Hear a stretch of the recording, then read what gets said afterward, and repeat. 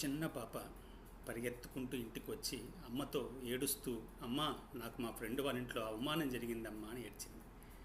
ఆ తల్లి అడిగింది, నాన్న ఏమైంది?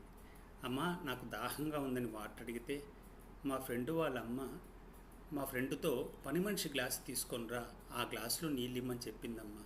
అమ్మ పని మనిషి తాగే గ్లాసులో నాకు నీళ్ళు ఇచ్చారమ్మా అని ఏడ్చింది. అప్పుడు ఆ తల్లి చెప్పింది, నాన్న వాళ్ళు నిన్ను అవమానించారని నువ్వు చెప్తున్నావు, కానీ నువ్వు కూడా ఒక వ్యక్తిని అవమానించావు కదా. అమ్మ పని మనిషి అంటే ఎవరమ్మా? మనకు సహాయం చేసే వ్యక్తిని పని మనిషి అంటాం కదా. ఆ పని మనిషి గ్లాసుని నువ్వు కూడా ఎంత చులకనగా మాట్లాడావు.